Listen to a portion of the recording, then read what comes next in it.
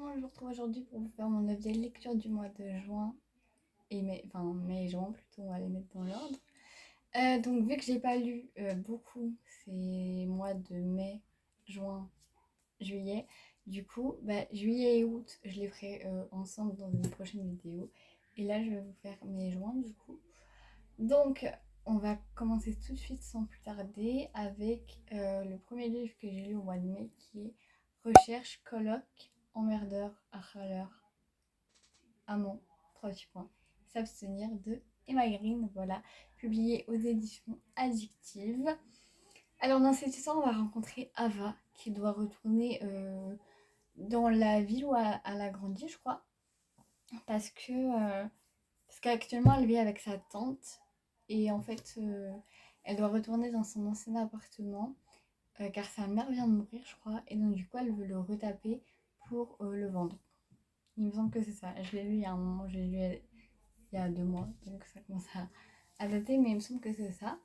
Et en fait pour l'aider à payer le prix des travaux, le coût des travaux, ce qu'elle va faire en fait c'est que le mec qui fait les travaux, là, je sais pas, je crois que c'est un peintre, non pas un peintre, bref, je sais plus comment ça s'appelle, et ben il va lui dire je vais retaper une première chambre, puis après je vais vous la louer, comme ça vous pourriez me payer pour que je continue les travaux, et en fait, dès que l'architecte, et voilà, c'est ça, dès que l'architecte il a fait une chambre, elle va louer la chambre pour que les personnes puissent la payer afin que elle puisse se servir de cet argent-là pour payer l'architecte en question. Je sais pas si vous voyez ce que je veux dire.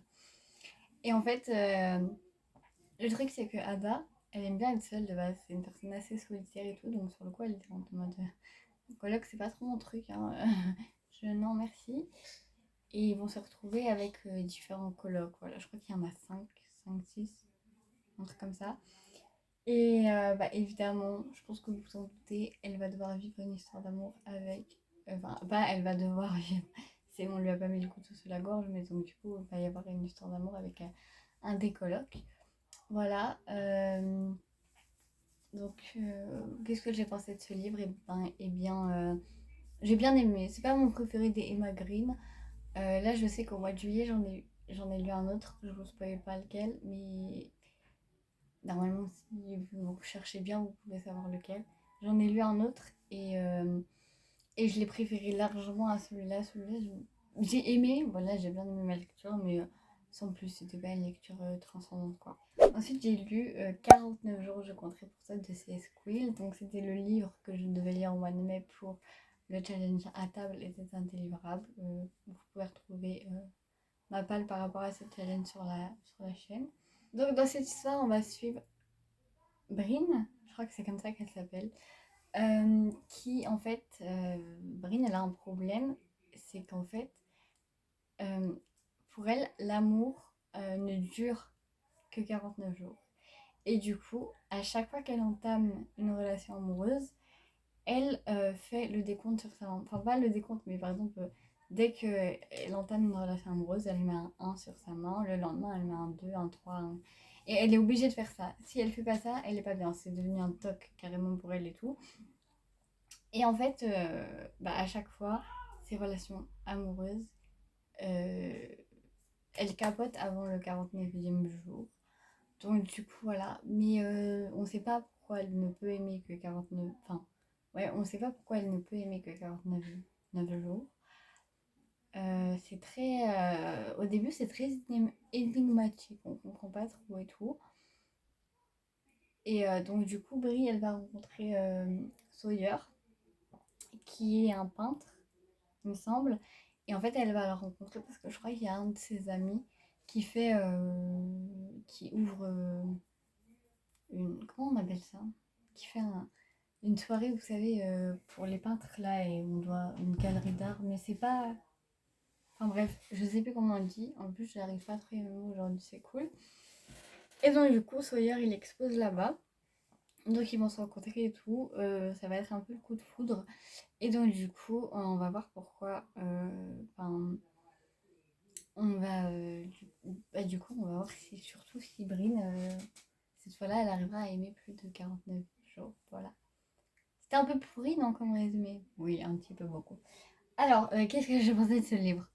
Franchement, pourtant, avant que je le lise, j'avais été voir quelques avis sur TikTok et tout.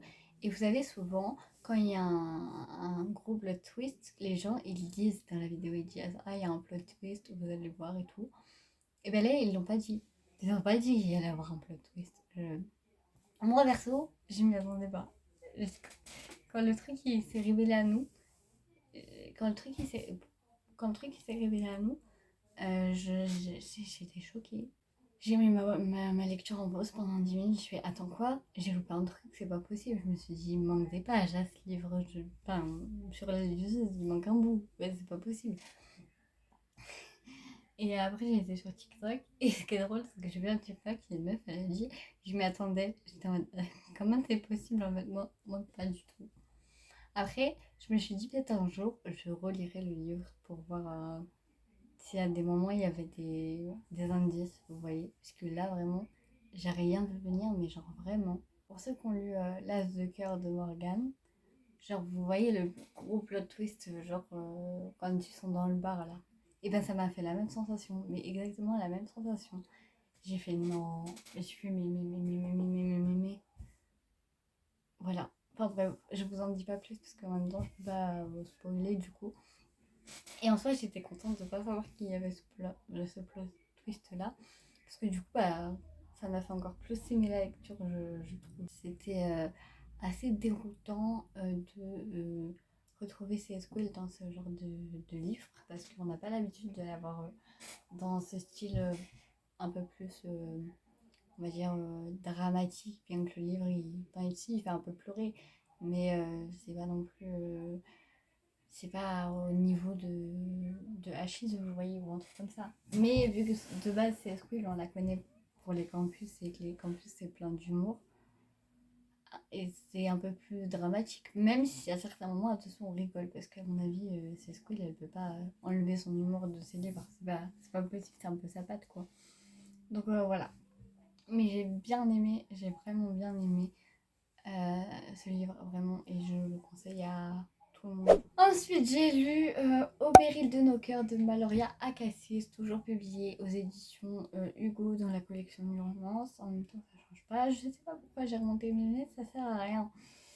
Donc, dans cette histoire, on va suivre Nora qui part en voyage avec deux de ses potes parce qu'il y en a une des deux, donc je ne sais plus laquelle, qui se marie bientôt. Et donc, du coup, elles ont décidé de faire un petit week-end, non, une semaine, je crois, de vacances entre potes, là où elles campent, juste à côté, parce qu'elles sont dans un camping et tout, si vous n'avez pas capté. Il y a trois mecs, donc Marco, je sais plus qui, je sais plus qui. Bref, voilà. Et donc, du coup, ils vont devenir potes entre eux et tout. Et Nora, elle va peut-être avoir une relation amoureuse avec l'un des trois. Et aussi, évidemment, du coup, il va se passer un truc il va se passer un truc dans le livre qui va faire que, que Nora et un garçon en particulier va plus se rapprocher que prévu. Mais mes résumés sont vraiment pétés, hein. J'espère que vous n'êtes pas ici pour avoir de bons résumés parce que vous êtes vraiment sur la mauvaise chaîne. C'est affreux. Je sais même pas pourquoi vous êtes là. Bref, qu'est-ce que je raconte? Ce livre, bah, j'ai bien aimé. Ça change. Le contexte change parce que voilà, ce qui se passe dans le livre, je l'ai jamais vu ailleurs, perso. Et mais je fais ça n'importe quoi. Bref, et le cadre aussi change parce que du coup, je sais pas si je vous l'ai dit, mais du coup, ils partent camper dans les verges je sais plus quoi là, les verges de. Bref, en France, quelque part dans la France, je suis vraiment nulle. Et les gorges du Verdon, voilà, c'est ça. Et donc, ils vont camper là-bas. Donc, moi, perso, j'y n'habite pas, c'est pas du tout ma région. Donc, du coup, voilà, j'ai pu voyager à travers ce livre. Même si, souvent, on va voyager genre à New York ou des trucs comme ça. Là, on est resté un peu en France. Ça fait du bien aussi, des fois, d'avoir des autrices qui écrivent sur la France. Parce que des fois, même les autrices françaises écrivent quelque part où ça se passe aux États-Unis et tout. Et avoir des histoires qui se passe en France. Je trouve personnellement que du coup ça rajoute un plus à l'histoire. Enfin voilà, c'est tout ce que j'avais à dire. Ouais, c'était bien, c'était cool quoi. Je l'ai lu assez vite. On a l'impression d'être en vacances avec ce groupe de personnes là, donc c'est plutôt cool. Et enfin, le dernier livre que j'ai lu au mois de mai n'est autre que le tome 4 des Campus Driver, Love Machine. Voilà. Si vous saviez à quel point j'attendais ce tome, je crois que je l'attendais comme le Messie depuis qu'il nous a été annoncé là au mois de novembre, je crois. Novembre-décembre, il me semble. Bref. Donc, dans ce quatrième tome, où on suit la nouvelle génération des Campus Drivers, on va suivre Raphaël, du coup, qui est nouveau Campus Driver à Miami, etc. Et en fait, quand le livre commence, Raphaël se rend à une réunion donnée par les Campus Drivers. Et à ce moment-là, on apprend que l'application des Campus Driver est en partenariat avec une application de rencontre qui s'appelle Love Machine, il me semble, d'où le nom du tome. Et en fait, ce partenariat consiste à quoi? Consiste que, outre les courses normales à travers le campus, comme d'habitude, il y aura une fois par semaine, ou un peu plusieurs fois par semaine, je ne sais plus, des possibilités de courses qui consistent à aller chercher bah, les deux personnes qui font un date et à les emmener à leur lieu de rendez-vous, puis aussi à les attendre et après à les ramener chez eux. Voilà, donc du coup comme ça les deux personnes sont on va dire plus en confiance du coup de par ça, et ça pourrait éviter quelques formes d'agression. Enfin voilà, après je sais plus trop comment c'est amené, mais ça a amené un truc comme ça à peu près. Donc Raphaël est le nouveau et un des nouveaux campus drivers. Voilà. Et Juliette est une étudiante du campus dans lequel étudie Raphaël. Voilà.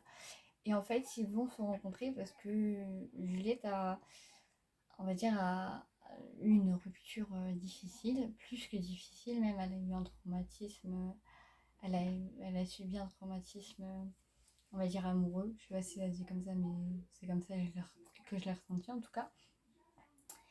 Et aussi un traumatisme vis-à-vis des voitures. Au début du livre, la famille de Juliette lui dit vas-y, mets-toi sur l'application de rencontre, là, va rencontrer des mecs et tout.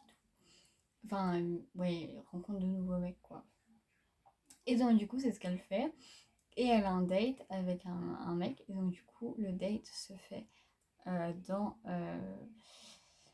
la voiture de Raph. Et donc, du coup, Raphaël va bien voir que Juliette a des problèmes par rapport par rapport à tout ce qui est voiture, conduite, etc. Enfin bref, je vais pas trop vous spoiler, vous verrez.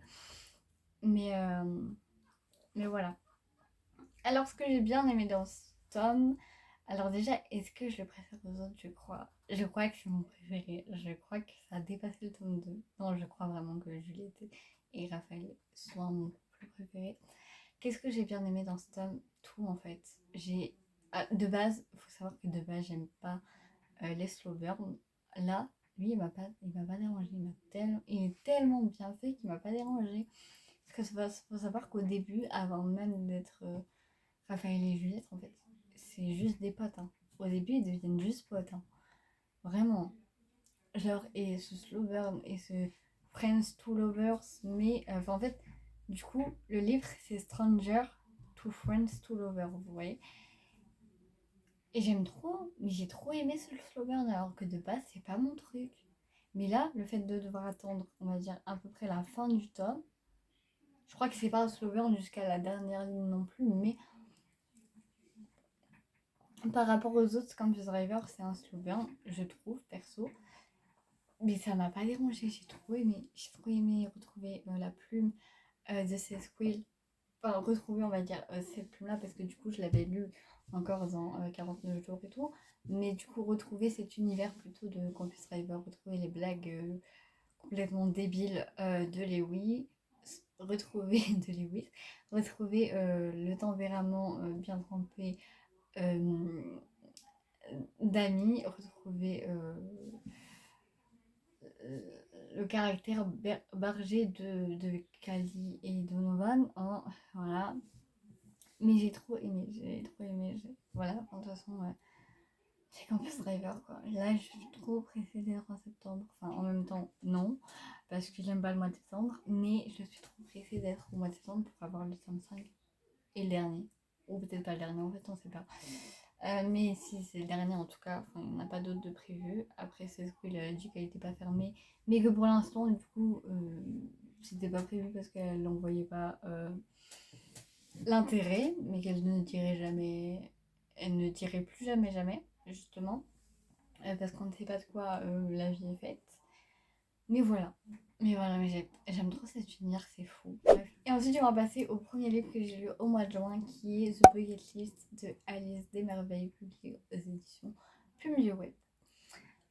Dans ce livre, on va suivre Lily, qui s'appelle en réalité Allison, et je vous jure que quand j'ai su ça, sachant que c'est pas écrit dans le résumé, j'ai bugué quand j'ai lu mon prénom dans le livre, du coup. C'est pas écrit pareil, certes, mais j'ai bugué fortement. J'ai fortement bugué. Ça m'a fait trop rire. En plus, elle s'appelle Alison en vrai. Elle n'est pas beaucoup appelée Alison dans le livre, mais elle s'appelle Alison en vrai. Et elle est taureau. Autant vous dire que je me suis dit, ah, ça fait beaucoup de points. Enfin, ça fait 2 points communs, mais 2 points communs assez importants quand même. Bref, on revient au résumé du livre. Donc, on va suivre Lily, qui a toujours été rangée. Enfin, a toujours été quelqu'un de. Voilà, genre très rangée. Elle ne déborde pas, voire très peu, contrairement à son frère Kylian, qui lui, bah, c'est vraiment lui, il est en roue libre, quoi, le 4 jours. Hein. Voilà.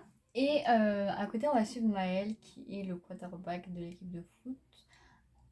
Voilà, donc ben, on voit un peu le stéréotype un petit peu du quarterback, hein, un mec non footiste qui à première vue est un gros, voilà, hein, à pas dire, mais bref, qui à première vue n'a pas l'air si sympa que ça, et en fait, en fin de compte, on s'aperçoit que voilà, quoi, en fait, il est sympa.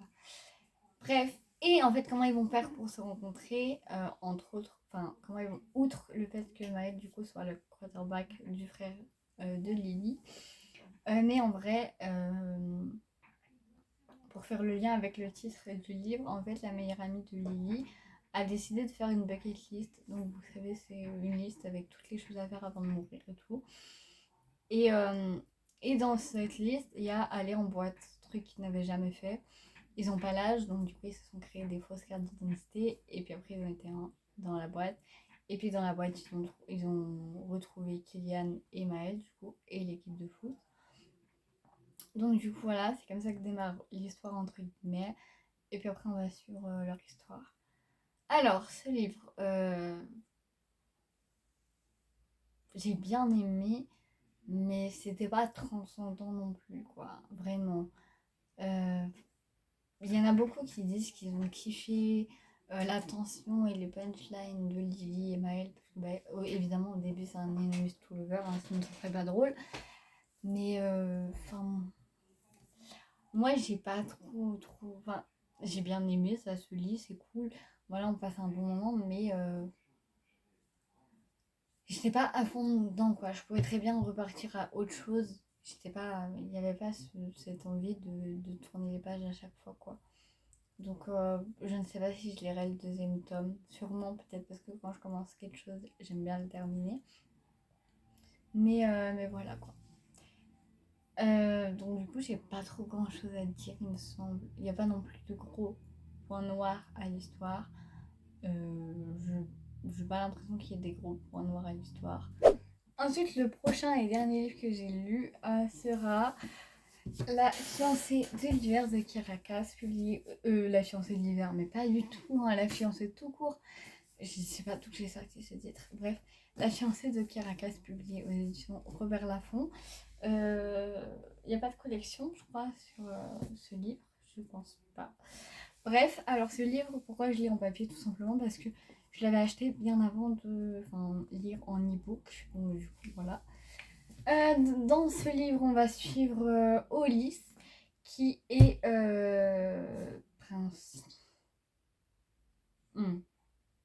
Elle est pas princesse, en tout cas, elle a grandi à la cour, voilà.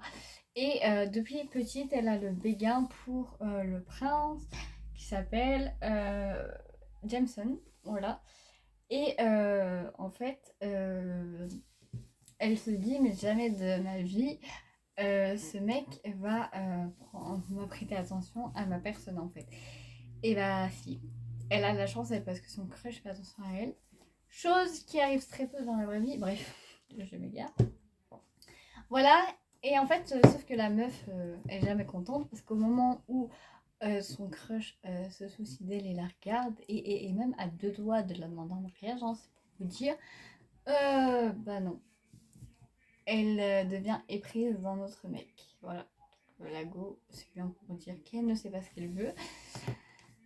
Cet autre mec qui s'appelle, comment il s'appelle Est-ce qu'on nous le dit? Non, on nous le dit pas. Ben, j'ai oublié son nom.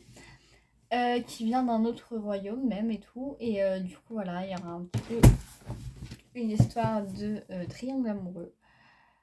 Alors, cette histoire de triangle amoureux, bah, oui et non, quoi. Oui et non, parce que on va dire que j'ai l'impression qu'il n'y a pas de moment où elle a hésité entre les deux. Vous voyez, au début, elle était amoureuse de l'autre, là, et après, elle va être amoureuse de l'autre. Et il n'y a pas un moment où elle a été. Enfin, j'ai pas l'impression, ou alors c'était très très rapide, mais j'ai pas l'impression qu'il y a un moment où elle hésitait entre les deux. Hein.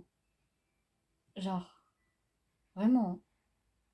Et même si à la rigueur, il y a un moment où elle hésite entre les deux, comme je vous dis, la résolution du triangle amoureux est tellement rapide que j'étais choquée. Et j'étais déçue même.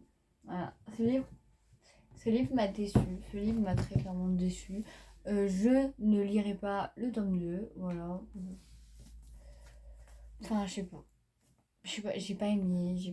Peut-être parce que j'ai plus l'âge aussi de lire ce genre de livre. Parce que là, est-ce qu'il y a écrit pour quel âge c'est? Non, il n'y a pas écrit. Mais bref, c'est dans la même veine que la sélection, quoi. Et encore, je pense que je préférerais relire la sélection plutôt que relire ça. Mais ouais, j'ai pas trop aimé. Je trouve que la résolution du triangle amoureux, elle est beaucoup trop rapide. Voilà. Enfin, pas trop aimé. Voilà, Oli, c'est. Enfin, bref. Voilà, un peu nul, hein, cet avis, mais comme je vous dis, j'ai trouvé le livre creux. J'ai trouvé qu'il allait un peu trop vite. Pourtant, il y a pas mal de pages. Pourtant, hein. Il y en a 300. Enfin, pas mal. Quand je dis pas mal, tout est relatif. Hein. Mais il y a 358, 50, et un bout de la 59e. Mais enfin, ouais, je trouve à certains moments, ils étaient pas. Puis même à la fin s'enchaîne tellement rapidement. Je me dis, mais pourquoi en fait? Mais vraiment, la fin, elle s'enchaîne, mais d'une façon. J'étais perdue, je me suis dit, mais il y a une page. Ouais, il n'y a qu'une page qui est passée, pourtant j'ai l'impression que c'est un chapitre. En fait, je comprends pas. Je trouve qu'il y a des moments qui n'auraient pas dû être autant longs et d'autres qui auraient dû devoir plus de lignes. C'est pas français ce que je raconte, mais je crois que vous m'avez compris. Mais voilà, bref, du coup, pas trop apprécié ce livre. Mais genre, vraiment pas. Voilà, je n'ai pas envie de lire le tome 2. Et un peu déçue d'avoir acheté ce livre en papier. J'aurais su, je me serais abstenue. Voilà. Mais bref, tant pis. Voilà, la vidéo est à présent terminée. J'espère qu'elle vous aura plu. Je vous fais de gros bisous. Je vous souhaite de très très bonnes lectures et je vous dis à la prochaine.